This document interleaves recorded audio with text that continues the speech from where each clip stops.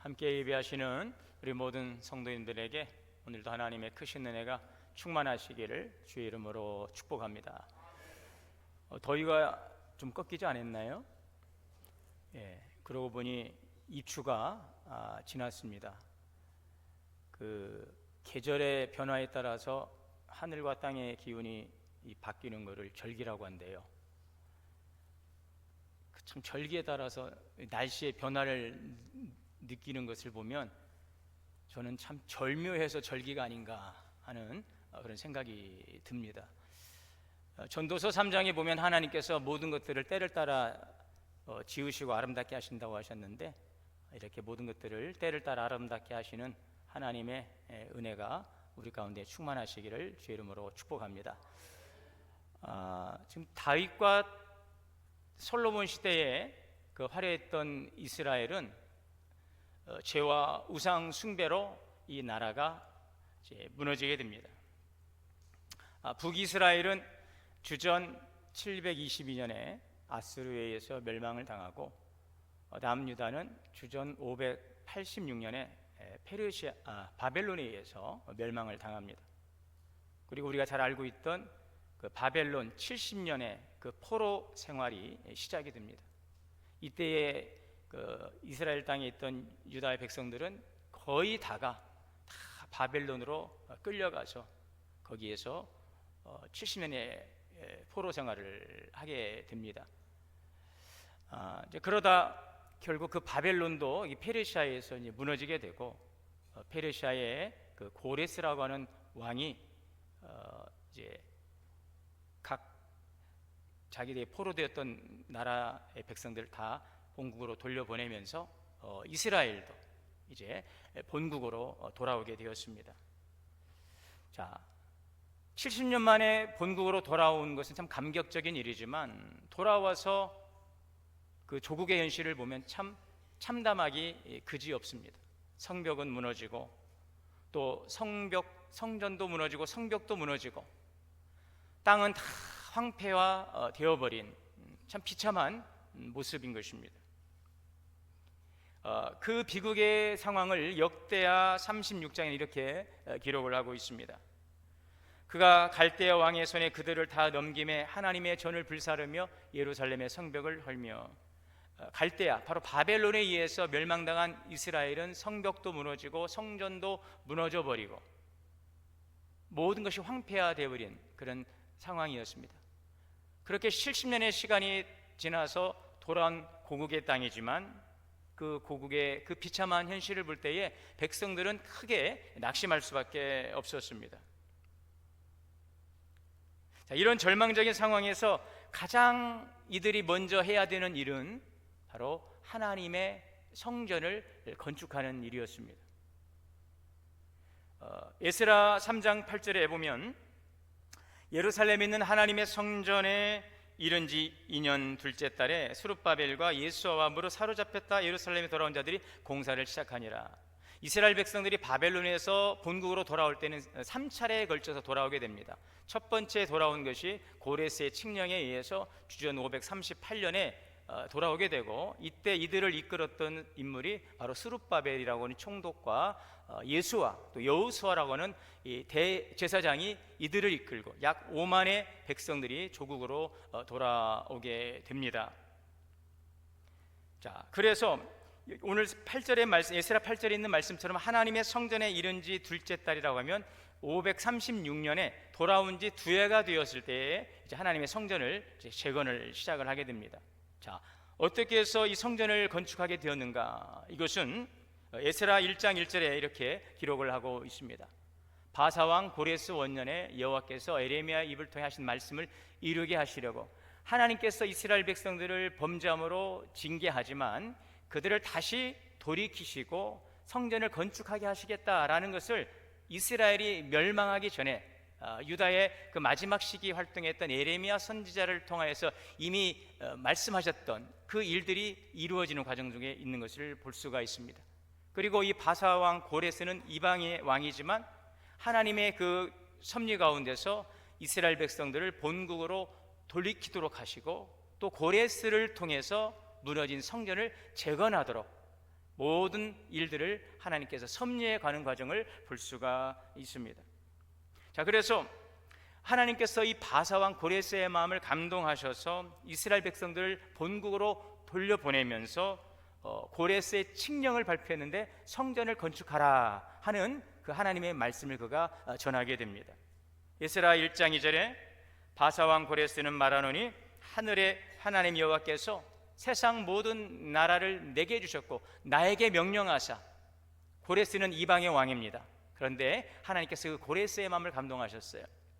유다 예루살렘의 성전을 건축하라 하셨으니 이스라엘의 하나님은 참 신이라. 그리고 여호와의 성전을 건축하라. 자, 이 일은 고레스의 칙령에 의해서 이루어진 일이지만 그 이전에 이스라엘이 아직 유다 나라가 멸망하기 전에 예레미야 선지자를 통하여서 하나님께 주신 그 말씀이 하나님의 때에 이제 이루어져 가는, 성취되어 가는 과정을 우리는 볼 수가 있습니다. 자, 그렇다면 유다 백성들에게 성전을 건축한다는 일은 어떤 의미를 가지고 있는 것인가? 그 성전 건축이 무엇이기에 고국에 돌아와 참담한 조국 현실 앞에 낙심하고 있는 백성들에게 성전을 건축하도록 하나님께서 명령하신 것일까? 유다 백성들에게 성전을 건축한다는 것은 바로 언약 관계를 회복하는 것을 의미합니다. 이 구약에서의 성전은 하나님과 백성 사이의 언약 관계를 상징합니다. 그래서 예루살렘 성전이 무너졌다는 것은 단지 성전이라고 하는 건물이 무너진 것이 아니라 그것은 하나님의 심판입니다. 그리고 하나님과 이스라엘 백성의 그 언약 백성과의 그 단절을 상징적으로 보여주는 것이 하나님의 성전이 무너진 것입니다. 그러므로 하나님께서 이 무너진 성전을 다시 재건하신다는 것은 다시 이스라엘 백성들을 받아주신다는 것을 지금 보여주고 있는 아주 중요한 의미를 가지고 있는 것입니다. 또한 이 성전 재건은 하나님의 통치 회복의 신호탄입니다. 구약의 그 성전은 단지 종교적인 의미가 아니라 그것은 바로 하나님의 왕권을 상징하고 있는 것입니다. 성전은 곧 하나님의 보좌요, 하나님이 다스림이 임하시는 곳, 이것이 바로 구약의 성전의 의미였습니다.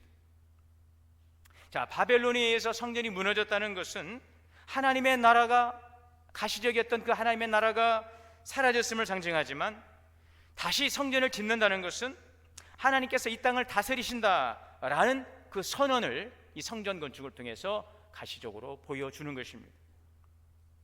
지금 백성들은 약해질 대로 마음이 약해지고 무너질 대로 그 마음이 무너져 있습니다. 조국에 돌아온 그 조국의 현실은 참담하기 이를 데가 없어요.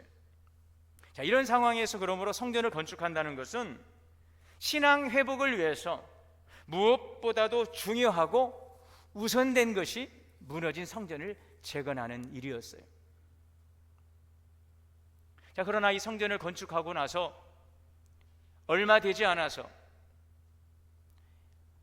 내부적인 외부적인 방해에 의해서 이 성전 건축이 중단이 됩니다. 사마리아 사람들의 반대와 이방 민족들의 반대가 있었어요.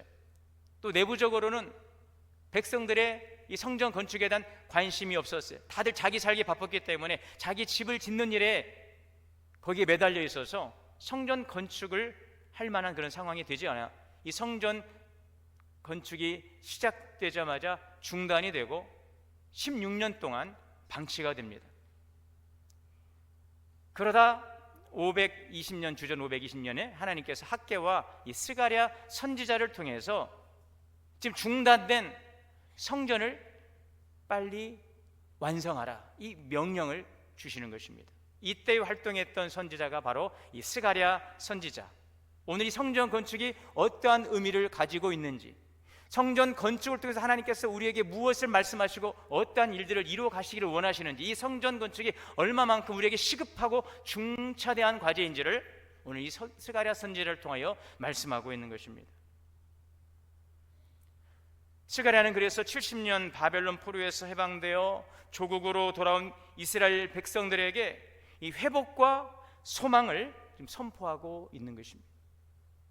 오늘은 우리 기장총회가 제정한 평화 통일 주일입니다. 올해가 광복 80주년을 맞이하는 그런 해이기도 합니다. 우리 민족을 긍휼히 여기시는 하나님의 은혜가 있었기에 우리 민족에 광복이 있었습니다.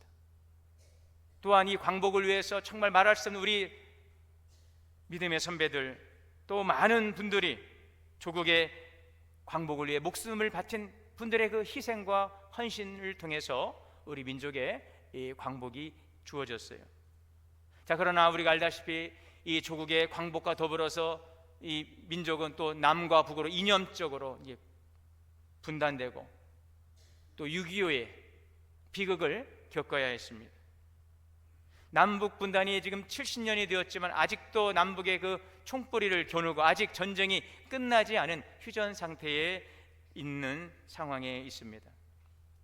한때 이 남북 정상회담이 개최되고 양측 이 군사 분야의 합의서가 체결되면서 긴장 완화 조치가 이루어진 적이 있었습니다. 자, 그러다 갑자기 남북 간의 관계가 급속도로 지금 악화되고 지금은 완전히 남북 간의 관계가 두절되고 단절된 상황에 놓여 있습니다. 대통령 탄핵과 조기 대선으로 들어선 새 정부는 통일을 위해 화해와 평화를 위한 기본 토대를 복원하는 일부터 이제 다시 시작해야 되는 그런 과제를 안고 있습니다.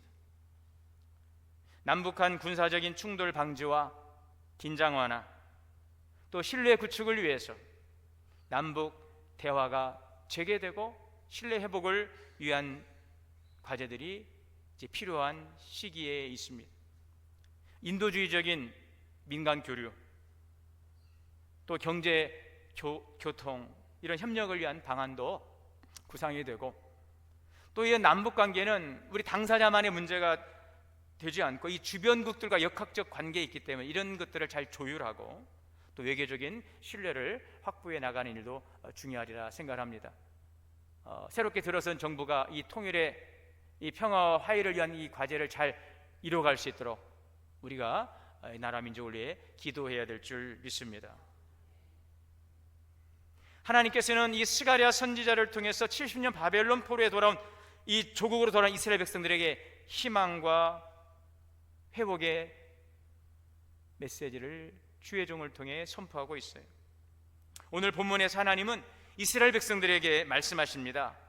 내가 너희를 다시 풍부하게 할 것이라. 우리 같이 한번 따라해 보겠습니다. 내가 너희를 다시 풍부하게 할 것이라.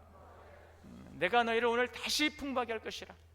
이 말씀이 우리 민족에, 또 우리 교회에, 또 여러분들의 심령에, 우리 가정에 주신 하나님의 위로와 소망의 말씀이 될 수 있기를 주 이름으로 축원합니다.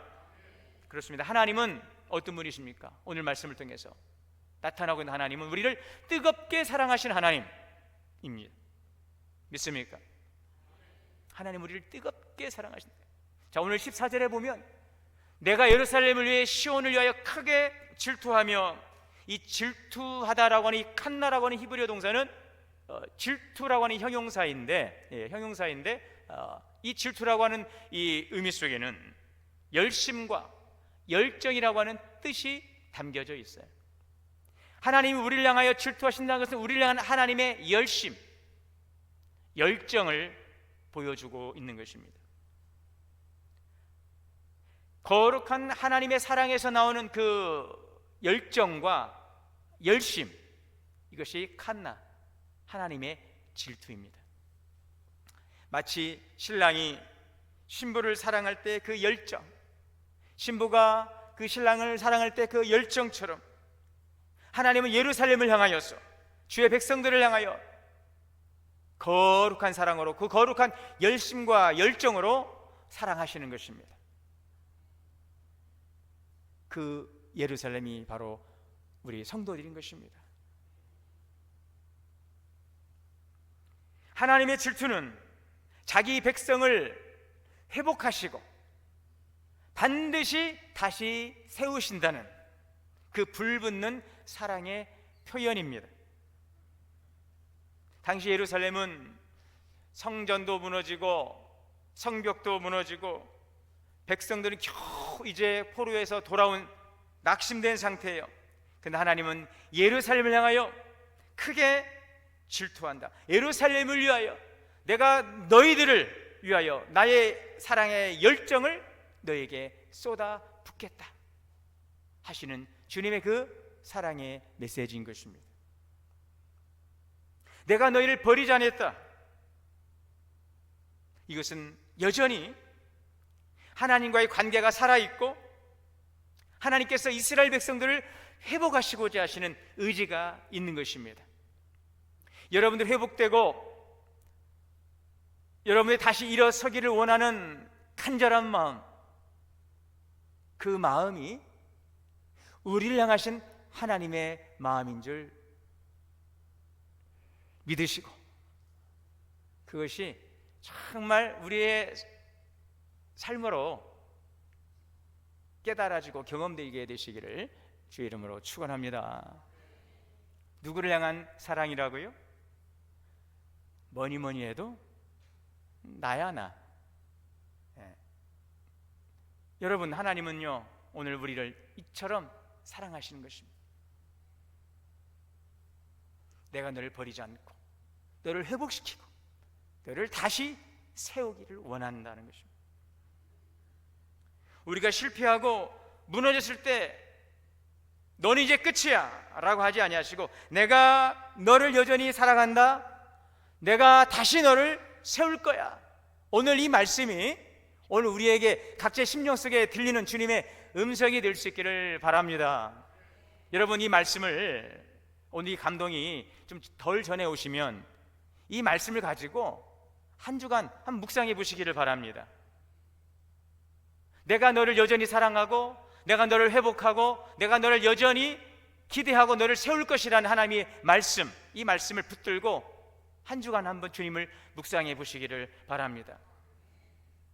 반드시 여러분 안에 성령께서 여러분들을 감동 감화하시고 여러분들에게 그 마음 속에서 그 뜨거움을 주실 줄 믿습니다.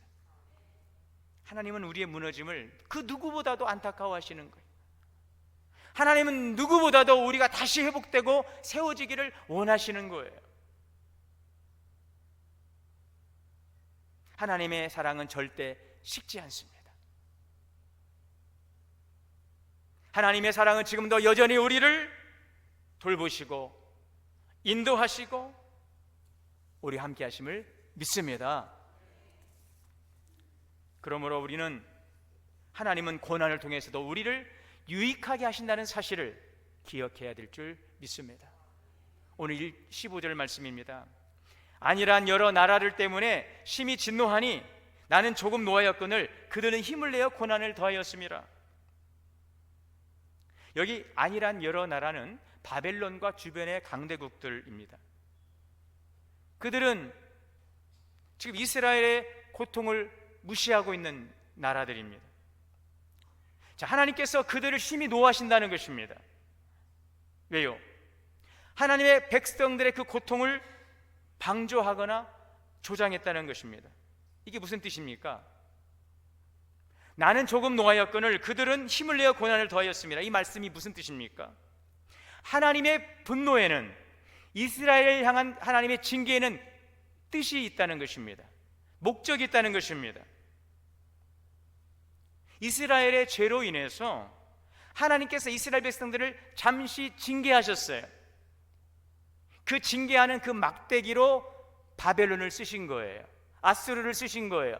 주변의 나라를 쓰신 거예요. 그래서 그 하나님의 진노는 조금 노하였다라는 것은 내가 징계를 위해 그들 잠시 막대기로 사용했다라는 것입니다. 그런데 그들이 힘을 내어 고난을 더하였다라는 것은 하나님께서 그들을, 이스라엘을 징계하는 막대기로 쓰셨는데 그 막대기가 월권을 행사한 거예요.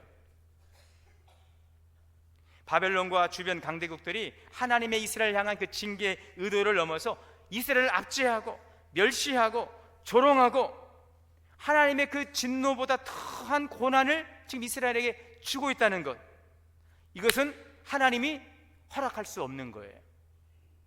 믿으십니까? 무슨 말씀 이해가 되세요? 이해가 안 되십니까? 여러분, 하나님께서 맡기신 그 고난의 강도와 한계를 넘어서서 그 막대기들이 마치 자기가 하나님인 것처럼 이스라엘을 폭정을 해다는 것에 대해서 하나님은 그들을 심판하신다. 할렐루야. 욥이 고난을 당하지요. 하나님께서 일정의 그 고난을 주셨지만 그의 생명을 해할 수 없다. 이것이 사단에게 부여된 일정의 역할이었던 것이죠. 이런 차원에서 이스라엘 향한 하나님의 징계는 그런 고난이었다는 것입니다.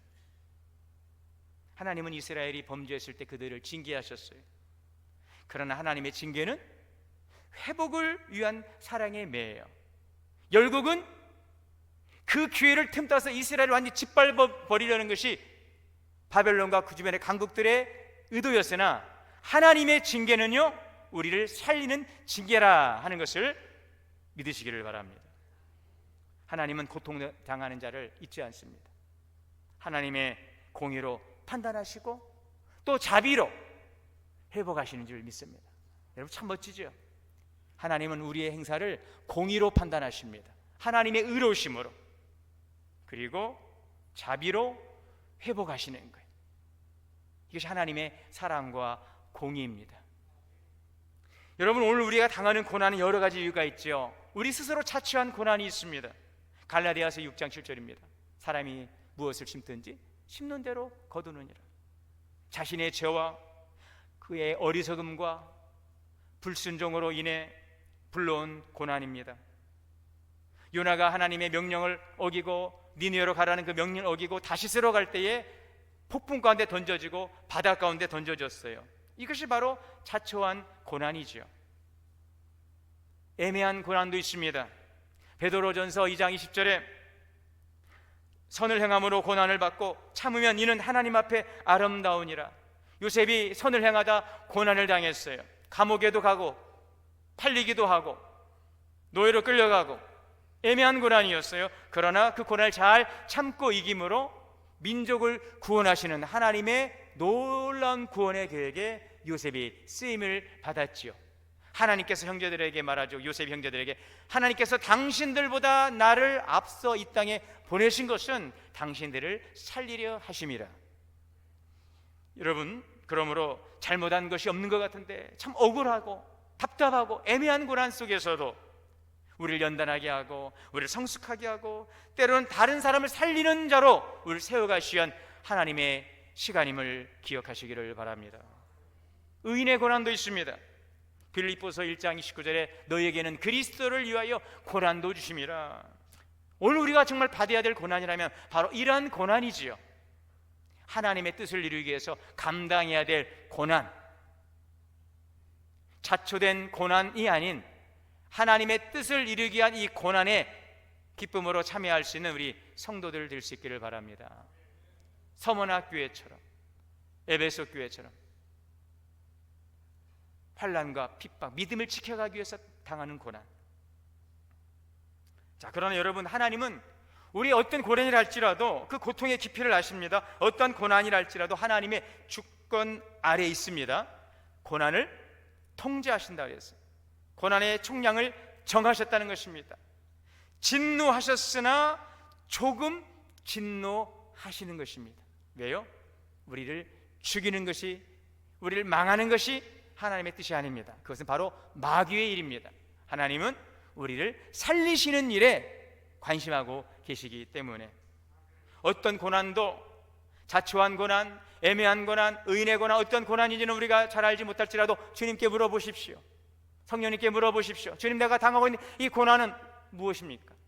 그러나 그 고난의 이유의 그 목적은 우리를 살리시는 하나님의 주권과 섭리가 있음을 믿으시기를 바랍니다. 그렇습니다. 하나님은 무너진 것을 다시 회복시키신 하나님이에요. 우리를 뜨겁게 사랑하시기 때문에 때로는 우리를 질투하심으로 우리를 고난 가운데 내어놓을 수도 있어요. 이스라엘이 범죄함으로 그 나라가 멸망당하고 70년의 긴 시간 동안 그들이 철저하게 깨어지고 훈련되도록 하나님께서 징계하셨듯이 우리를 때로는 불구덩이에 넣을 수도 있어요. 그러나 하나님은 공의로 판단하시지만 자비로 회복시키시기 때문에 하나님은 무너진 것을 다시 회복시키는 것이 하나님의 궁극적인 목적이라는 사실을 기억하시기를 바랍니다. 오늘 16절입니다. 그러므로 여호와가 이처럼 말하노라. 내가 불쌍히 여김으로 예루살렘에 돌아왔은즉 내 집이 그 가운데 건축되리니 예루살렘 위에 먹줄이 쳐지리라. 내가 불쌍히 여김으로 예루살렘으로 돌아왔은즉, 이 말씀이 뭐예요? 하나님은 이스라엘을 징계하신 후에도 백성들을 외면하지 않으셨어요. 다시 돌아오도록 하셨어요. 돌아오다, 이것은 하나님의 그 임재의 회복입니다. 관계의 회복입니다. 내가 너를 떠나지 않겠다는 하나님의 사랑의 선언입니다. 먹줄이 쳐지리라. 이 먹줄은 건축할 때 벽이나 바닥을 곧게 맞추기 위해서 사용하는 이 먹줄 있죠. 길게 직선으로 긋는 이 먹줄, 이것은 예루살렘을 회복하시고 또 예루살렘을 재건하시겠다는 하나님의 그 재건의 계획이 시작되었음을 상징하고 있는 것입니다. 17절입니다. 그가 다시 외쳐 이르기를 만군의 여호와의 말씀에 나의 성읍들이 넘치도록 다시 풍부할 것이라. 여호와가 다시 시온을 이루하며 다시 예루살렘을 택하리라. 하나님은 예루살렘 성읍의 위로와 번영을 약속하십니다. 하나님이 거하시는 도시, 하나님이 거하시는 선택된 백성이 회복되는 그 복을 약속하십니다. 예루살렘을 다시 회복하리라. 이 민족을 내가 다시 회복하리라. 이 백성을 내가 다시 일으키리라. 하나님은 잃어버린 것, 무너진 것 다시 회복시키십니다. 다시 살리십니다. 이것이 바로 부흥입니다. 오늘 우리에게 이 놀라운 부흥의 역사가 있기를 원합니다. 우리 심령의 부흥, 참 예전에는 부흥성회도 참 많이 했는데 요즘에는 부흥회가 없어요. 말씀 사경회로, 그 말씀 사경회조차도 모이질 않아요. 뭐 굳이 갈 거 있습니까? 그냥 유튜브로 보면 좋은 목사님들 설교 많은데 하나 따다가 내가 누르기만 다 나오는 정말 좋은 사람 누워가지고도 전국의 세계 각 전국의 유명한 목사님들 그냥 유튜브로 좋은 예배, 우리 할렐루야 성가대도 잘하지만 또 다른 성가대도 다 보고 하나님 앞에 나와 예배를 드려야 되는데 그냥 예배를 보는 자리에 머물고 있어요. 오늘 우리의 심령의 부흥이 일어날 수 있기를 원합니다. 주님을 향한 그 뜨거움을 가지고서, 여러분 연인들이 사랑할 때 뭐라고 하니까 막 만나서 막 3시간 4시간 가만히 앉아 하루 종일 얼굴만 쳐다보면서 막 대화하고, 그러고 우리 벌써 헤어져? 그리고 집에 가서 또 전화기 붙들고 막 4시간씩 여러분들 그런 사랑을 안 해보셨나 보군요. 그리고 자면서도 꿈을 꾸고 눈 뜨자마자 또 만나고 보고 싶어 견딜 수가 없는 거예요. 하나님 우리를 그렇게 사랑하시는데 우리는 제가 다 보고 있습니다 주님, 제가 시간 보고 있습니다 주님. 여러분 오늘 우리에게 이 뜨거움이 회복될 수 있기를 원합니다. 오늘 주님은 뭐라고 말씀하시느냐? 내 집이, 따라합시다. 내 집이 그 가운데 건축되리라. 내 집은 뭐예요? 하나님의 집을 건축하겠다는 거예요. 그 가운데 건축하시겠다는 거예요. 예루살렘 성읍 가운데 하나님의 집을 건축하신다는 것입니다. 하나님의 집이 무너졌어요. 성전이 무너졌어요. 왜요? 우상 숭배라는 그 불신앙 때문에. 우상 숭배는 단순히 나무나 돌로 만든 형상을 두고 절하는 행위가 아닙니다. 하나님 외에 다른 것을 신뢰하고 의지하며 그것을 섬기는 모든 행위를 포함하고 있어요. 모세가 시내산에 머물며 하나님으로부터 율법을 받는 동안 산 아래 이스라엘 백성들이 우상을 섬기면서 범죄했어요. 출애굽기 32장 1절에 백성이 아론에게 이르러 말하되 일어나 우리를 위하여 우리를 인도할 신을 만들라. 왜 이런 요구를 했을까요? 지금 지도자인 모세가 40일이 되어 산에서 내려오지라니 불안을 느꼈어요. 보이지 않는 하나님보다는 눈에 보이는 대상을 갈망했습니다. 눈에 보이지 않는 하나님을 의지하는 것보다 눈에 보여지는 안전하고 확실한 대상을 갈망하다 그들이 만들어낸 게 뭐예요? 송아지 우상이었습니다. 금고리를 떼어내어서 녹여 송아지 형상을 만들고 4절에 아론이 그들의 손에서 금고리를 받아 조각칼로 새겨 송아지 형상을 만드니 그들이 말하되 이스라엘아 이는 너희를 애굽 땅에서 인도하여낸 너희의 신이로다. 하나님을 이렇게 모독하고 있습니다. 하나님은 이런 이스라엘 백성들의 참담한 모습을 보시고 진노하셨어요. 7절입니다. 출애굽기 32장에 내 백성이 부패하였다. 자기를 위하여 송아지를 만들고 그것을 예배하고 있다. 지금까지 그들이 하나님을 섬긴 것은 하나님을 섬긴 게 아니었어요. 자기를 섬긴 거였어요. 자기들을 위한 것이었습니다.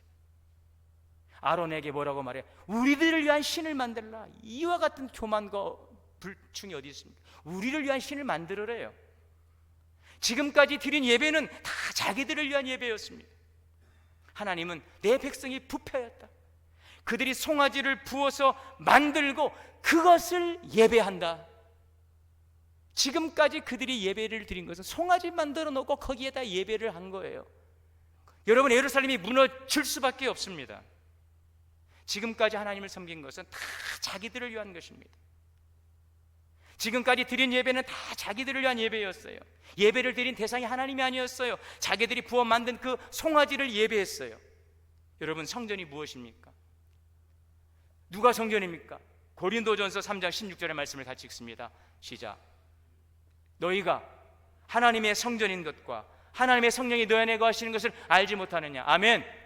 누가 성전이라고요? 오늘 우리가 성전이란 말이죠. 왜요? 성령이 거하시는 성전이에요. 이 성전은 거룩한 것입니다. 하나님은 말씀하십니다. 내 집이 이 예루살렘 성읍 가운데 건축되리라. 하나님의 집을, 하나님의 성전을 주님께서 세우시기를 원하시는 거예요. 우리 교회에, 가정에 하나님의 성전을 세우기를 원하시는 거예요. 자기를 위한 성전, 자기를 위한 예배가 아니라 하나님을 위한 거룩한 처소를 주님께서 재건하기를 원하신다는 줄 믿습니다. 무너졌던 하나님의 성전이 다시 그 중심에 세워질 것을 약속하고 있어요. 우리의 삶에 가장 우선되고, 여러분, 그러므로 먼저 할 일은 무너진 성전을 재건하는 일입니다. 우리 신앙생활에 가장 우선되고 가장 먼저 할 일은 하나님과의 관계를 회복하는 일이에요. 백성이 무너진 성전을 회복하는 것은, 건축하는 것은 하나님과의 관계를 회복하는 것입니다. 여러분, 자신을 돌아보세요. 하나님과의 관계에서 무너진 곳은 어디인가? 내가 주님의 성전인데 지금 나에게 무너진 부분은 어디인가? 구멍난 부분은 어디인가? 지금 갈라져 가고 있는 부분은 어디인가? 녹슬고 있는 부분은 어디인가? 오늘 여러분들의 성전이니 여러분들의 성전을 한번 살펴보시기를 바랍니다. 하나님을 예배하는 거룩한 성전으로서 오늘 나는 정말 주님을 예배하는 참된 예배자인가? 그렇지 않다면 무너진 곳, 보수해야 될 것이 어디인지, 하나님은 그 무너진 것을 그대로 방치하기를 원치 않습니다. 백날 그들이 집을 짓고 땅을 일구고 씨앗을 뿌리고 곡식을 거두어도 성전을 건축하는 일을 이루지 않으면 하나님은 그 땅을 결코 축복할 수가 없는 것입니다. 무너진 성전을 재건하도록 우리를 부르셨습니다. 17절에 만군의 여호와의 말씀에 나의 성읍들이 넘치도록 다시 풍부할 것이라. 무너진 성전을 재건함으로 잃어버린 것들이 회복되고 열매 맺는 놀라운 부흥의 역사가 우리의 삶 속에서부터 시작되게 되시기를 주의 이름으로 축원합니다. 사랑과 은혜의 주님, 무너진 성전을 재건하라 하시는 말씀을 듣고 오늘 우리 삶에 무너진 곳이 어디인지 다시 재건하여 예루살렘이 회복되게 하시고 하나님의 주신 은혜의 풍성함을 누릴 수 있는 우리의 교회와 성도 기업이 되게 하여 주옵소서. 이 나라의 민족이 되게 하여 주시옵소서. 예수님의 이름으로 기도하옵나이다. 아멘.